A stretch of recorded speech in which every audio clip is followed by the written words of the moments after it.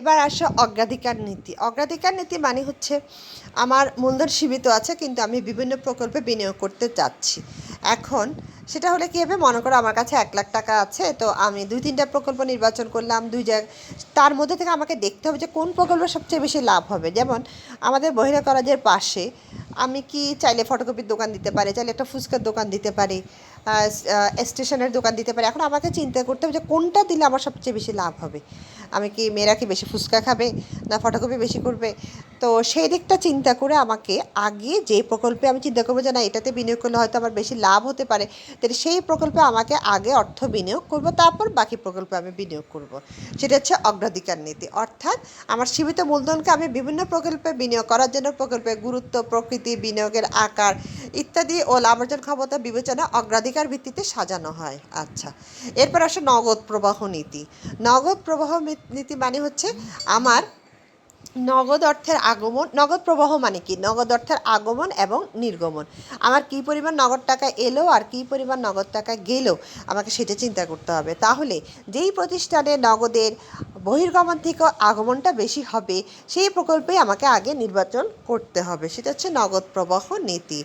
আচ্ছা, এখানে সব লেখা আছে, আরও ডিটেলসে লেখা আছে, আমি জাস্ট সংক্ষেপে আমার মতো করে বলছি। এরপর হচ্ছে আদায় নীতি। আদায় নীতি মানে হচ্ছে আমরা ধারে মনে করো মাল বিক্রি করলাম। এখন ধারে মাল বিক্রির টাকা আমি কিভাবে দ্রুত দেওয়াদের কাছ থেকে টাকা আদায় করতে পারবো, এটি হচ্ছে সেই নীতি। এই নীতি আমি কিভাবে টাকা আদায় করতে পারবো, তার জন্য আমি বিভিন্ন রকমের ডিসিশন নিতে পারি। যেমন আমি চাইলে তাদেরকে বাট্টার সুযোগ দিতে পারি। অর্থাৎ কীভাবে আমি আমার টাকাটা আদায় করবো সেটা আমাকে চিন্তা করতে হবে। তাহলে এই হলো আমার অর্থায়নের নীতি।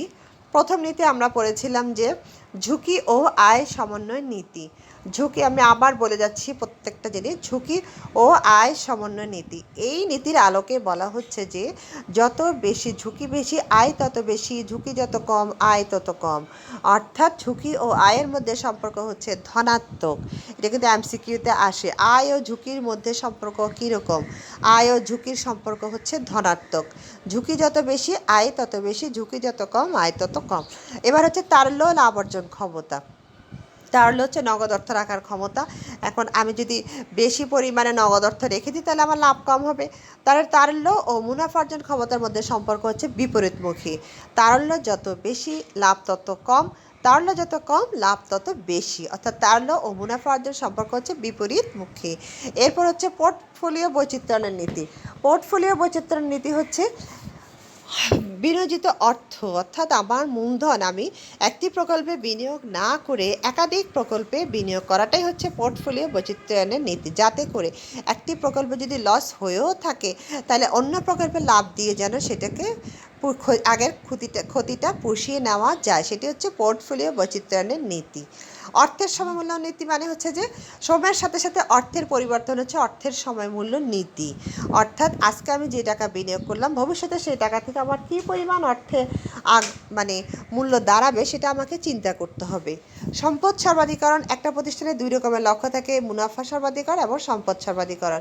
মুনাফা সর্বাধিকরণের থেকেও আমাকে সবসময় সম্পদ সর্বাধিকরণের দিকে বিবেচনা করতে হবে। সম্পদ সর্বাধিকরণ মানে হচ্ছে শেয়ারের মূল্য বৃদ্ধিকরণ। উপযুক্ততার নীতি, অর্থাৎ স্বল্পমেয়াদী তহবিল থেকে চলতি সম্পদে টাকা বিনিয়োগ করতে হবে, দীর্ঘমেয়াদী তহবিল থেকে স্থায়ী সম্পত্তিতে টাকা বিনিয়োগ করতে হবে। এবার হচ্ছে ব্যবসায় চক্রনীতি। একটা প্রতিষ্ঠান যখন বিনিয়োগ করাবে তখন সেই ব্যবসাটা কিসে অবস্থান করতেছে, কি তেজিভাবে, অবনতিতে, মন্দাভাবে না উন্নতিতে। যেখানে ব্যবসাটা অবস্থান করবে সেখান থেকে আমাকে সেই প্রকল্পে আমাকে বিনিয়োগ করতে হবে। অগ্রাধিকার নীতি। মূলধন কম, বিভিন্ন প্রকল্পে বিনিয়োগ করতে চাচ্ছি, তাহলে বিভিন্ন প্রকল্পের মধ্যে আমাকে দেখতে হবে কোন প্রকল্পে বিনিয়োগ করলে আমার সবচেয়ে বেশি লাভজনক হবে। সেটা হচ্ছে সেইটা বিবেচনা করে আমাকে সেই প্রকল্পে আগে বিনিয়োগ করতে হবে, কম লাভজনক প্রকল্পে পরে বিনিয়োগ করবো। এটা হচ্ছে অগ্রাধিকার নীতি। নগদ প্রবাহ নীতি হচ্ছে নগদ অর্থের আগমন এবং নির্গমন।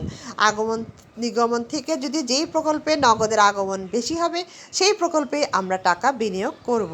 আদায় নীতি হচ্ছে যে ধারে বিক্রয়ের টাকা কত দ্রুত দেনাদারের কাছ থেকে টাকা আদায় করা যায়, সেটা হচ্ছে আদায়করণ নীতি।